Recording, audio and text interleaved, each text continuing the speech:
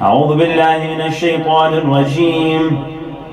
قالت الأعراب آمنا قل لم تؤمنوا ولكن قولوا أسلمنا ولما يدخل الإيمان في قلوبكم وإن تطيعوا الله ورسوله لا يلتكم من أعمالكم شيئا إن الله غفور رحيم. عطروا أفواهكم بذكر الصلاة على محمد وآل محمد. اللهم صل على محمد وآل محمد. For the love of Imam Sajjad alayhi salam, let us recite another salawat ala Muhammad wa ali Muhammad. Allahumma salli ala Muhammad wa ali Muhammad. I'd like to begin by sending my condolences to you all on the martyrdom anniversary of Imam Zain al-Abidin alayhi afdal salati was salam. Of course, on the 25th of Muharram is his martyrdom, the day in which he passed away. And we remember his tragedy on a night like this, but we also remember the tragedy of Karbala as well. We remember the main tragedy, the tragedy in which he witnessed all unfold in front of him in the 10th of Muharram, 15 days before, of course, he's a couple of years, 33 years from my memory after Ashura, but 15 days ago is when we commemorated that tragedy of Karbala, the greatest tragedy of all time. Alhamdulillah, it was a successful 10 nights that we commemorated the nights of Muharram, and we learned a lot from Sheikh Ja'far Ladik, who taught us. And one thing that he left us to work on is to reflect on ourselves. He left us with a task to reflect on ourselves and to see if the Muharram programs had a personal benefit to us, if it was a success on a personal level. And so the goal is for us to grow from the Muharram programs. We don't want to attend the programs, even a program like this, and let the program go by and we learn and we sit, we volunteer, we dedicate time, and then we end up the next day going back to our old habits, going back to our old ways, falling into the same mistakes that we did in the first place. If that's what happens, then, was it a success? Is this what the Imam wants from us? Is this what the gatherings are for? Will the Imam be happy for us if we return back to our old ways after commemorating his martyrdom? And so, this is what Islam's about. Islam teaches us to focus on ourselves, to grow. It wants us to become better people. Islam isn't a religion where everyone who believes is on the same level. There's rankings, there's levels towards a believer. A believer can climb ranks to become better, to become more pious, to become a greater person religiously and closer to Allah subhanahu wa ta'ala. Now, of course, this doesn't mean that the person who is greater in rank is allowed to look down upon those who are, less than him in rank. That's not what I'm saying. That's not my argument. It's actually the opposite of that. When Islam came, it abolished class societies. Islam came, abolished race societies and race levels. You can't, you being someone who's a different race doesn't mean you're better than another person. But the Quran came down and mentioned, Inna akramakum indallahi atqakum. The greatest of you, the most highest ranks, is the one who is the most God-fearing. And so there is ranks in the end, but it doesn't mean us as believers, we look at another person and we look at ourselves as higher than that person. Doesn't mean we consider ourselves as better than that person. And if we do, we could fall into the trap of Iblis. That's what Iblis did. He grew his arrogance, and then when Allah subhanahu wa ta'ala asked him to prostrate to Adam, he said, why would I prostrate to him? You created me from fire, you created him from dust. And so his arrogance got to him, and he ended up disobeying Allah subhanahu wa ta'ala. He used to be a close angel to Allah subhanahu wa ta'ala, and eventually he became a shaitan. He became one of the worst of creation. Similarly, in the same way, we must consistently remind ourselves to remind our conscience that we are not better than others. We are lower than others. We have much to learn from other people as believers. And Rasulullah sallallahu alaihi wasallam proves that there is a ranking system, but even then, we have to know our place. He is the greatest of creation. Allah subhanahu wa ta'ala mentions about Rasulullah that he is إِنَّهُ لَعَلَى خُلُقٍ عَظِيمٍ. He is of the greatest of mankind. No one can argue that they are greater than Rasulullah. If I came to you and I told you I was greater than Rasulullah, I'd be a fool. That's not how it works. Everyone knows the consensus that Rasulullah is the greatest of creation. And so, even then, Rasulullah, we remember him in our salah. We say, أشهد أن لا إله إلا الله وأشهد أن محمدا عبده ورسوله. We remember that Rasulullah is the servant of Allah subhanahu wa ta'ala before he is his messenger. He is the greatest of creation, yet we are remembering that he is the servant of Allah. So if the greatest of creation is just a servant of Allah subhanahu wa ta'ala, then what are we? Where do we belong if he is in that position? So there is ranks, but we must remind ourselves, a disclaimer before I begin my topic, which is the rankings of a believer. How do you climb the ranks of a believer? How do you grow in religiosity to become a better person and become closer to Allah subhanahu wa ta'ala? And of course, I'll also try to explain the ranks that I'm talking about. But a disclaimer is that we must remind ourselves that no matter who you are, where you are in that level, you must always remember that you are lower than others. I, of course, I'm inshallah just a student, and my lessons are just a reminder to you all, as you all are higher than me in knowledge and wisdom. Sallu ala Muhammad wa ali Muhammad. Allahumma salli ala Muhammad wa ali Muhammad. Imam Rida alayhi salam, a narration says, he has a hadith where he says, Al-Iman fawqa al-Islam bidaraja. Iman is greater than Islam by one level. So this is what I'm speaking about. Islam in this context is the most basic, it's the base level of belief. Anyone can become Muslim. At the beginning, it's just doing the Shahada. Any human being, no matter where you're from, no matter who you are, no matter your age, no matter what language you speak, can become a Muslim by doing the Shahada. And this is the base level of Islam. Those words with your tongue is what is the most basic thing to become a Muslim. Now everyone can become a Muslim, but does that mean everyone can become a mu'min?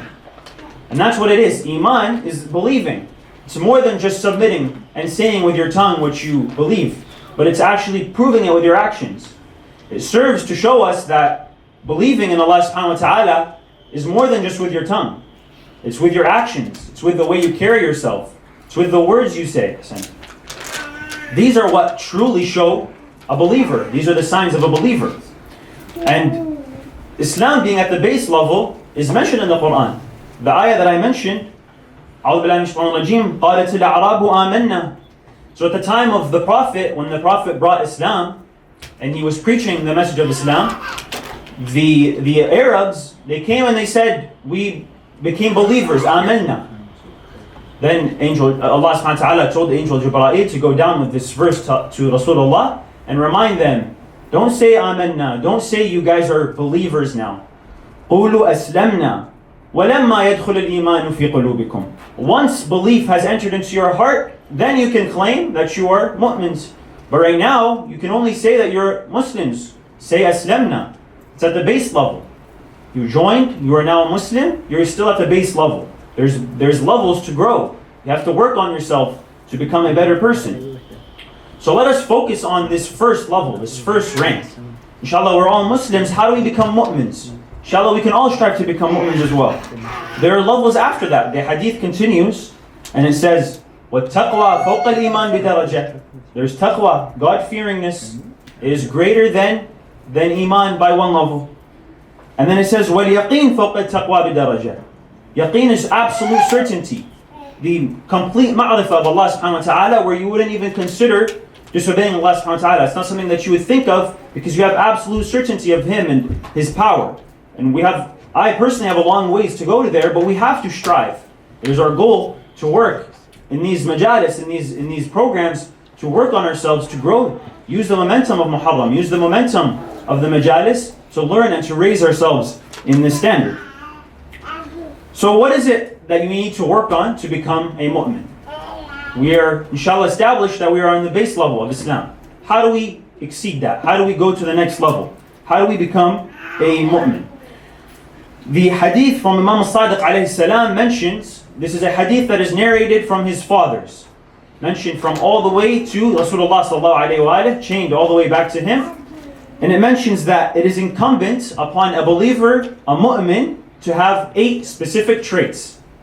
There are 8 traits that every mu'min must have. If you want to call yourself a mu'min, if you want to work on yourself to raise in ranks, to become a better believer, to become a mu'min, you must have 8 specific characteristics. So the first 2 of those characteristics are calm during tribulations and patient during tragedies. These are the first 2 that are mentioned in the hadith from Imam Sadiq alayhi salam. We want to become believers. The first step to work on ourselves, to climb in this rank, is that we must focus on ourselves during times of tribulation, during times of trials. Us as believers, we will be tried. There's no doubt about it. It's going to happen. It's told to us in the Quran that there will be trials. We will face, Allah subhanahu wa ta'ala will have to test us.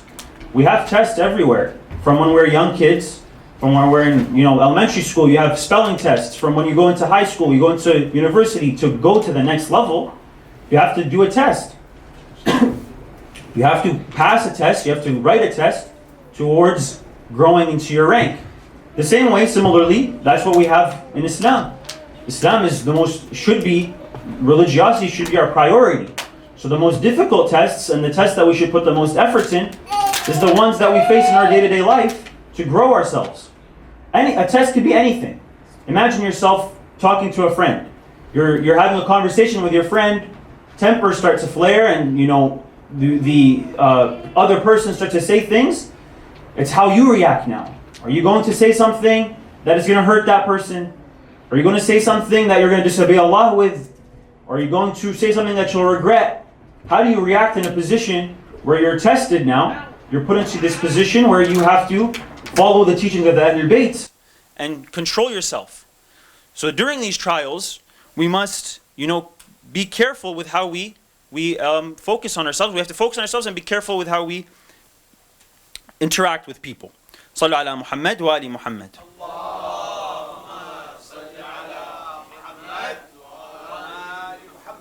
And we can learn so many lessons from Imam al-Sajjad based on these 2 specific traits. Imam al-Sajjad witnessed everything.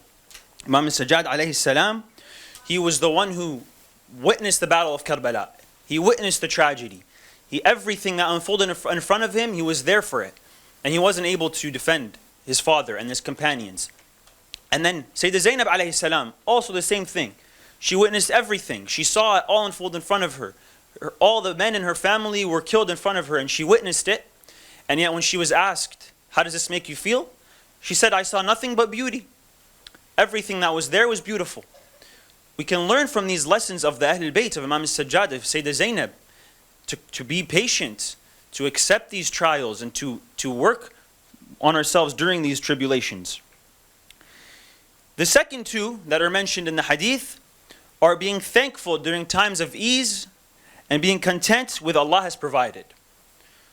During times of ease, when we're comfortable, there are times, set aside tribulations, we feel comfortable now. Sometimes our life is always hectic and there's a million things going on and we're feeling like God's testing us or God's punishing us, but sometimes we're comfortable. And so when we're comfortable, before when we weren't, we would always remember Allah subhanahu wa ta'ala. I need you. Remember that you need Allah subhanahu wa ta'ala, so you go and pray. You go and ask Allah to help you. You go and do dua to remove you from the position you're in. But then when you get to a point where you're comfortable, you forget Allah subhanahu wa ta'ala. We all forget. We tend to let it slide. We delay our salah. It doesn't become as important to us. It's not something that we're considering right now because we're comfortable. So it's our obligation that when, as a mu'min, as a believer, even when you're comfortable, you remember Allah subhanahu wa ta'ala. You go and pray on time. When you have money, that money that you had, that you were begging to get before, the rizq wasn't there. When the rizq is there, don't forget to give it in the way of Allah subhanahu wa ta'ala. Donate that money. Give that money away. And remember that when you're comfortable, if you ask Allah, when you're comfortable, He will return the favor to you when you're in need. It's just like a friend. Imagine a friend. You're always, when he's in trouble, he gives you a call. But then when he's comfortable, he forgets about you. When he's comfortable, he doesn't talk to you. He doesn't see how you're doing. He doesn't ask about you. How's that going to make you feel? you're just going to be like, it's a one-sided relationship. I'm not going to keep trying to invest in this relationship if the person only cares about me when he needs me. We have to remember that similarly with us and Allah subhanahu wa ta'ala. When we're comfortable, remember Allah subhanahu wa ta'ala. And then the second is being content with Allah, with what Allah has provided. Whatever you are given, be happy with it. Be content. Accept that it could be better, it could be worse, but this is what Allah has given me, and I have to be happy with what Allah has given me. The rizq all comes from Him. Whatever I have to be happy with it. Now the other couple ones, I think the next one is the most difficult one. It mentions, do not oppress their enemies. The mu'min, a true believer, does not oppress even his enemies. This is easily the most difficult one. But this is also something we learn from the Ahlul Bayt. The story of Imam Hussein alayhi salam, it's a beautiful story, very captivating, and so much to learn from. On the day of Ashura, when the battle was going to commence, Imam Hussein alayhi salam went to the back of the tents and he lit a fire. He lit a fire to protect the back of the tents so that they wouldn't flank from behind and begin the battle by attacking the family and the tents of the Ahlul Bayt. So this fire, when he built it, Shimr cried out to him from far. He said, are you preparing the fire because you want to rush yourself to the fire of hell? So he's disrespecting the Imam with complete trust. He just, in any way he says it. So if you're a companion of Imam Hussein alayhi salam, that's going to affect you. You hear this to the Imam, you hear someone disrespecting the Imam like this, you're not going to be silent. So one of the companions grabbed the bow and arrow to attack Shimr. He was prepared to defend the Imam. You don't insult the Imam like this. You're not allowed to insult the Imam like this. In my presence, I'm not going to let you do that. The Imam paused him. He held him. He said, no. I'm not going to be the one who starts the battle. He tells him, I'm not the one who's going to be the first to oppress the enemy. We are here. We're going to do our best to avoid battle. Of course, Imam Hussein alayhi salam on the day of Ashura, his goal wasn't to fight. He constantly reminded them, I'll leave. I'll go to, the narrations say, he even mentioned going to India. I'll leave you guys alone. Let me go. But they wouldn't let him go. He was not there to fight. Imam Hussein was not there to start a battle. So he told them, I won't fight. I won't be the first to fight, even against the enemies who are insulting him. So this is something we must learn from the Ahlul Bayt. Another story is Imam Ali alayhi salam. Imam Ali alayhi salam, when he was struck in Ramadan, when he was struck on his head in sujood, a couple days later they came and they grabbed before the Imam passed away, they grabbed Ibn Muljim and they told him, what should we do to him?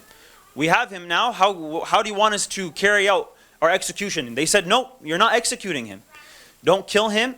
Do not slaughter him in any way you want. All you do is you hit him the way he hit me. It's an equal and just ruling. He hit me that way, you hit him the same. You can't massacre him. You can't hurt him more than he hurt me. So we learn this from the Ahlul Bayt. Even with the oppressors, even with our enemies, we should not oppress. And the next one is, a believer does not burden his friends. The friends that you have, don't burden them. Don't ask them too much. Don't make them do too much for you. You want them to feel like they're welcome in your surrounding. Narrations say that sometimes if you have a friend or you know someone who is not completely well off, don't give them too much. It's good to give them if they are in need, but don't overdo it. Don't constantly give them. Why? Because they're going to feel like they're going to be burdened to have to give back. When you give someone a gift, when you give him whatever it may be, he's going to feel like he has to give it back to you. He wants to pay it off to you. That person is going to feel like it's their burden and obligation to give back to you the same way you did, and even more. Of course, in our culture, that's what it is. You give me, I'm going to have to give you even more. I'm going to have to double what you gave me. And it just continues until we have no money left in our pockets. That's what we are. We can't be like that. If our friends are in need, give them, but enough for their need. Don't overdo it. Don't give them more than they can bear, because then it'll be a burden for them to have to return it back to you. And of course, when you're around your friends like that, it comes to the last one, which is that his body, or this is not the last one, but the next one is the believer's body is tired. The believer's body, physically, is tired. Us as believers, it's our obligation to work, even in this world. as we mentioned before, that the Ahlul Bayt would always work labor, physical labor. Imam Ali alayhi salam would work physical labor. Imam al-Baqir alayhi salam would stand in the scorching heat. He was the Imam of the time, and they knew he was the Imam of the time. And he had access to the wealth that was in the political camp that he had. But he would not touch any of that. This is the Islamic money. I need to work for my own rizq. I need to work for my own money. That's what the Imam would teach us. Go out, work for your rizq. Don't sit down, don't stay at home, make money, go earn money. You can't be not doing anything. That's what the Ahlul Bayt teach us. And the Imam al-Baqir would be extremely exhausted. Imam Ali alayhi salam would be extremely exhausted.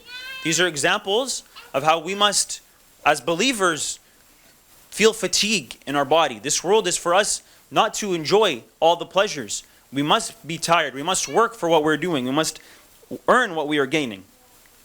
And then the last one is the people around the mu'min feel relaxed. When you're around your friends, when you're around believers, even when you're tired, even when you have had difficulties in your life, you come with a smile on your face. You allow others to make you feel welcomed. You allow others to make you feel happy. And this is another thing that the prophets and the imams were perfect at. They would love their presence. They would enjoy spending time with them. All they'd want to do is spend time in the presence of the imam and just learn from the imam and hear from the imam. So it's our obligation to work on ourselves, to become better believers, to try to climb in the ranks of righteousness by following these steps. Sallu ala Muhammad wa ali Muhammad.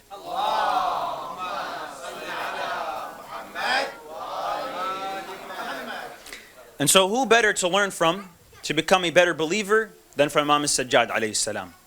He is Zayn al-Abideen. He is the greatest of all believers. Imam al-Sajjad also goes by Dhul Thafanat. This is the translation of this is the knees of a camel. The knees of a camel, when they constantly bow down, the camel goes down to allow a rider to climb on him. Their knees become hard from the sand. They become heavy. So the narrations say that Imam al-Sajjad's forehead was like the knees of a camel because of how much time he would spend in prostration and in ibadah to Allah subhanahu wa ta'ala. Imam al-Sajjad, when I read that he used to spend thousands of ruk'ahs per day. So he would spend a day praying 1,000 ruk'ahs. I was surprised, I was shocked. I didn't know this is even possible to spend that many hours and that many ruk'ahs in salah every day. Of course, Imam al-Sajjad had his circumstances where he was in house arrest. So he had free time. He had time to spend. And so what did he do? He didn't waste his time. When we have free time, we're going to waste our time. We're going to go watch a movie. We're going to go play video games. Whatever we do, hang out with our friends on our free time. Imam al-Sajjad alayhi salam, he takes advantage of his free time. He turns to Allah subhanahu wa ta'ala. He goes in ibadah. He does supplications and du'as and prayer. Spends it in turning to Allah subhanahu wa ta'ala. And this is a way that he would also cope with his tragedies. He would reach out to Allah subhanahu wa ta'ala, speak to Allah subhanahu wa ta'ala to get closer to him, to cope with his loneliness and his anxiety that he would feel from the tragedy of Karbala. So Imam al-Sajjad alayhi salam, on the night like this we commemorate his martyrdom. But let us take our hearts to Karbala on the 13th of Muharram. The 13th of Muharram, the day in which Imam al-Sajjad alayhi salam came to bury the martyrs of Karbala. And it was a difficult situation that he was in. It was not an easy task for him to go and bury the martyrs of Karbala. Imam al-Sajjad alayhi salam approaches the caravan of Banu Asad who are in Karbala to also bury the bodies. He reaches the caravan in Karbala and he begins to tell them where to bury the bodies. As he's going over each and everyone's body, he's remembering their tragedy. He's remembering what happened to them on the day of Ashura. He's remembering the tragedy that befell upon them. He goes towards the body of the companions first, and he tells them to bury the companions in one place. They bury the body of Muslim ibn Awsajah, and he remembers how he was the first of the companions to go. They bury the body of Zuhair, and they remember how he was the last of the companions to go. These are loyal companions, always on the side of Imam Hussein. They go and bury the body of Habib ibn Mudahir. Habib ibn Mudahir had a specific area for him. And then, once all the companions were buried, Imam al-Sajjad began to bury the martyrs of Banu Hashim. He goes to the body of Ali al-Akbar. He remembers how Ali al-Akbar was thirsty, while he came back one last time for a drop of water, and his father showed him his own thirst by showing him his tongue, and that his tongue was already drier than the tongue of Ali al-Akbar. He then goes to the body of Qasim, and he remembers the cries of Al-Qasim when he was crying out who he was. He remembers the words of these young boy, that death is sweeter than honey in your way, O Aba Abdullah. He then goes to the body of the infant child. He sees the infant, and he remembers the three-pronged arrow that entered into his neck. And he remembered how he died of thirst in the hands of his father. He then goes towards the Furat, and he sees the body of Abu al-Fadl al-Abbas with no arms. He sees the body with an arrow in his chest. He sees the body, and he sees the bag of water that was pierced into it. And he continues towards the Furat to collect the arms of his uncle Abbas. And then he makes his way towards Imam al-Hussein alayhi salam. He begins to attempt to try to lift the body, but he's unable to. Why? Because on the day of Ashura, when the companions were killed, the martyrs were finished, Umar ibn Sa'ad orders the companions to sharpen the hooves of the horses. He tells them to sharpen the hooves of the horses and to begin trampling over the bodies. Now, some of the companions, they had families that were from the tribe of Umar ibn Sa'ad. So they didn't allow them. Ali al-Akbar his family didn't allow him to. Al-Qasim didn't allow him to. Habib ibn Mudahir, the companions, they didn't allow them to trample over their bodies. They said, you killed him, you leave him as he is. That's it. We're not going to allow you to disrespect and to disgrace the body.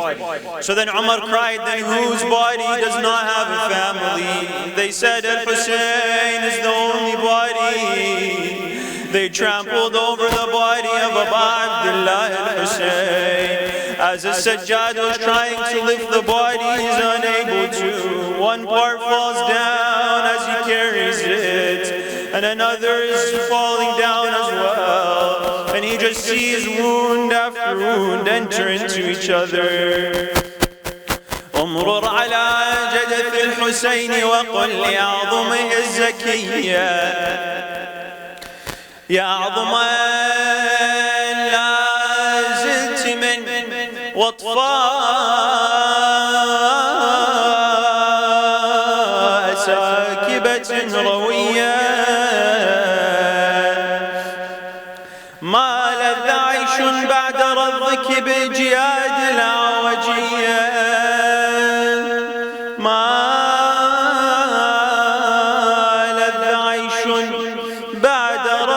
بجياد العوجية قبر تضمن طيبا آباؤه خير البرية قبر تضمن طيبا آباؤه خير البرية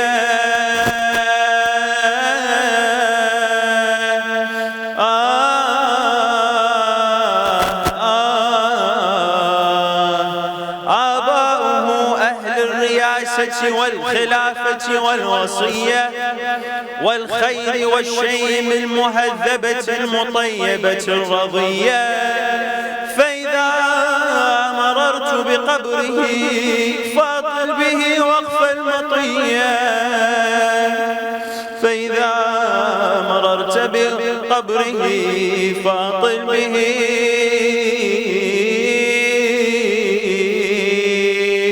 وقف المطية